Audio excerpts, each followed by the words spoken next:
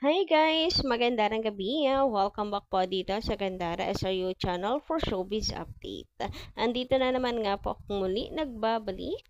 Ang nagmamaganda ninyong kachismosang kimpawala na pong iba ang nag-isang lukaret at gabi-gabing nang aabala sa inyo. Walang iba kundi si Gandara upang maghatid sa inyo ng latest update and fresh happenings patungkol kina Kim Chiu and Paolo Avellino. And for tonight, ayan, ang atin pong pulutan sa gabing ito ay patungkol, of course, ang pagiging prinsesa ni Kim Chiu. Abay talaga naman ngang si Paolo Avellino ay sinasapamuhay, tinutupad, at talagang tinuturing si Kiming prinsesa at grabe, parang ako na si Kimi nito ngayon sa sobrang kilig. What more pa si Kim, 'di ba? Tayong fans ay sobrang kinikilig. Grabe nga 'yan. Sana all Kim. Sana all may isang Paolo Avellino. Pero syempre, sana all si Paolo may isang chinitang napakaganda. Napakaganda naman kasi talaga ni Kimberly. Napaka-talented pa. Swerte sila sa isa't isa actually. Anyway, ayun na nga. Dahil lume-level up ang sweetness ng Kimpaw, pag-usapan natin yan. Pero bago po pala tayo magpatuloy, baka po meron pang hindi pa nakaka-subscribe dito sa ating channel, pakiclick lang po tayo ng subscribe button at notification bell na nandiyan sa baba para mag-i-updated po kayo at ma-notify tuwing may bago tayong chika at balita hinggil sa Kimpaw. Basta mga balita na may kinalaman, kina Kim Chiu and Paolo Avellino, sagot na po natin yan.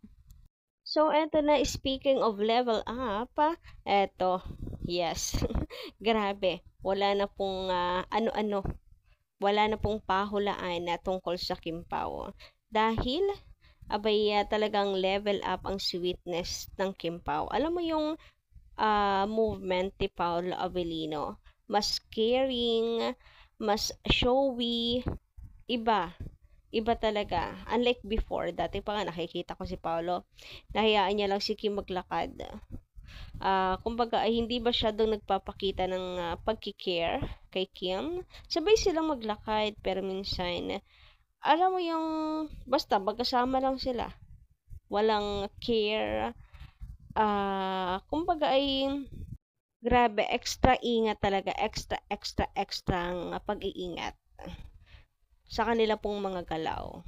Kasi syempre, konting galaw, pansin agad yan ng mga fans. Yung hikaw nga ni Paolo Avellino, napakaliit. Pero grabe naman, yung mga mata ng Kimpaw parang may magnifying glass. Nakikita po talaga. Alam mo yung kapag nandyan yung mga fans nakatitig kay Paolo, talagang nagzo-zoom sa mga mata nila. Kaya ultimo siguro force ng mga to nazo-zoom na. Charot.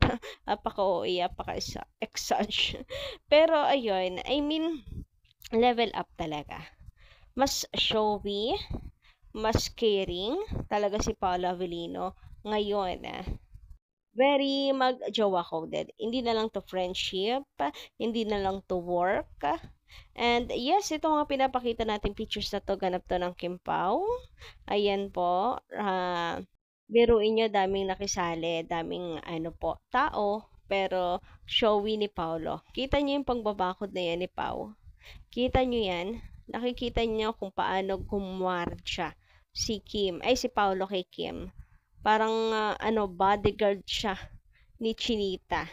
Grabe niya ingatan, alagaan si Kimberly, and hindi na lang yan pang magkaibigan best friend, kundi mag-jowa coded talaga. Grabe, believe din ako, kulang na lang talaga ng special announcement, pero malay nyo sa Discord, 'di ba? Di doon umamin. Hoy guys, sinasabi ko sa inyo, kung sakali, nangako naman si Paolo Avellino later daw, kung kailan siguro sila libre, mag-live sa Discord, mag-post ng video sa Discord, pa nag-update, lalo na kung dito sa Discord nila, gagawin yung pag-amin. Ngayon pa lang guys, sinasabi ko sa inyo, ay nakikiusap pala ako sa inyo. Please, wala pong maglalabas. Para atin-atin lang. 'Di ba? Exclusive for Kimpaw only. Tayo lang yung nakakaalam. So, hayaan nyo lang yung Discord nyo dyan, huwag nyo i-uninstall. Ano po, bibisita at bibisita si Kim and Paulo dyan. Hope ko nga, dito talaga umamin ang Kim Pao. Dami pa namang sa sobrang saya, sa sobrang excited, ano po, yang hindi maiwasang ilabas ito. May mga pasaway talaga. Naku, may mga admin kaya sa Facebook. May mga admin na pasaway. Tapos kakatwiran pa, hindi lang naman ako yung naglabas. Like, haler, ang ano doon, ang point doon is, nilabas po pa rin. Anyway, para po sa ayuda ng lahat, ayan, eto yung video para manamnam po ninyo. Biro nyo yung nakasandal si Kimi sa mukha ni Paula Avelina. Tapos, how Pao, protektahan siya, ayan, ganyan, bodyguard na bodyguard ang peg. And talagang magjusawa ang galawan na. Oh ha? Busog na po ba ang mata ng lahat? Charot. So, ayan, bago po ang botohan, bago tayo ma-stress bukas sa haba ng pila, ay papabaunan ko po muna kayo ng sweetness ng Kimpaw. Baunin nyo to para hindi po kayo ma-stress. Paulit-ulitin nyo yan. I-save nyo na yung video na to ng Kimpaw. Ang cute, diba? And pareha silang naka-block. Winning is winning na naman ang Kimpaw. And kita nyo guys, yung mga tao dyan talagang kinikilig sa Kimpaw. Yung mga tao dyan talagang very fan nila Kim and Paulo. And guys, I want to appreciate the beauty of Kim. Grabe naman talaga ngayon. Hindi po maganda si Kim Chu, kundi Diyosa. Hay nako, kung kasalanan po ang pagiging maganda. Abay, napaka makasalanan ni Kim. Ay, sana all naman talaga ganyan po kaganda. Very, grabe. Pati ako'y nai-insecure sa kagandahan ni Kim Chu. Grabe, 30 plus old na yan ha si Kim. Pero, grabe mukhang 23 years old. Hindi, lalo na kapag tinanggal niya yung shade niya. Grabe, wala siyang makeup dito, mukha siyang 16 years old. Pag wala siyang makeup, guys, mas mukha siyang bata talaga. Ang kinis, oh. Sabi nga po dito, bakit? Apaka-fresh pa rin. Kahit pagod na. Oo nga, Kim, bakit? Lord, bakit ganon? Bakit pag ako ay para naman talaga ngang nag-labor sa triplets yung itsura. Pero si Kim, grabe, napaka-fresh. Uy, sana all. Parang ano siya, alam mo, baliktad tong si Kim eh. Paganda siya ng paganda habang siya ay tumatanda. Grabe, parang vampira, napakaputi pa, napakakinis pa. Gets na gets ko na talaga yung mga bashers kung bakit talagang nanggigilaiti at high blood kay Kim Chu. Napakaganda naman kasi sobra yung inggit nila in a negative way. Yung inggit nila gusto nilang hilahin pababa. Alam mo, wala pong masama sa inggit ha.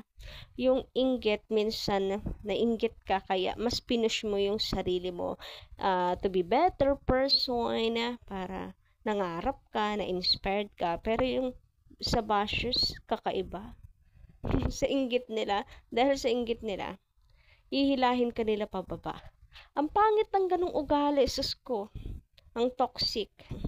Grabe, aga talaga silang tatanda niyan. Unlike Kim Chu, o, diba? Grabing face card nga yan. Take note, pagod pa siya dyan, ha? Pawisan pa siya dyan, ha? Pero grabe, parang diwata. Nagniningning ang kagandahan talaga na may nakakasilaw. And pantay na pantay yung kulay niya. Oh, ha? 'Di ba? Natural beauty po yan. Kaya naman, gets na gets ko din talaga si Paolo Avellino kung bakit pangarap niya talaga si Kim Chu. Actually, hindi lang si Paolo nangangarap kay Kim. Madami. Kasi nakikita nga nila si Kim as matino, sa desente, sobrang ganda, ideal woman, ideal girlfriend, ideal wifey, ang dami. Kaya Paulo, napakaswerte mo. Sa dami ninyong nangangarap kay Kim Chu, ikaw ang nagtagumpay. Kaya please lang, ingatan mo talaga yung tunay. O ha? 'Di ba kaya nga nakabakod na ngayon diyan si Paolo Avellino? Thank you so much sa pag-iingat mo, Pao, kay Kimberly. And also, thank you so much sa pagiging showy na, sa pagiging, alam mo yon, pagpapakita na kung ano man talaga ang real score between you and Kim Chu. Sobrang happy na kami mga fans sa ganito. Right? Am I right? O ha, di ba? Napakagandang ayuda. Anyway, hanggang dito lang muna aking update. Pa-comment lang po dyan sa baba na inyong mga komento at saloobin. And kita-kits po tayo sa susunod ko pong balita. Maraming salamat.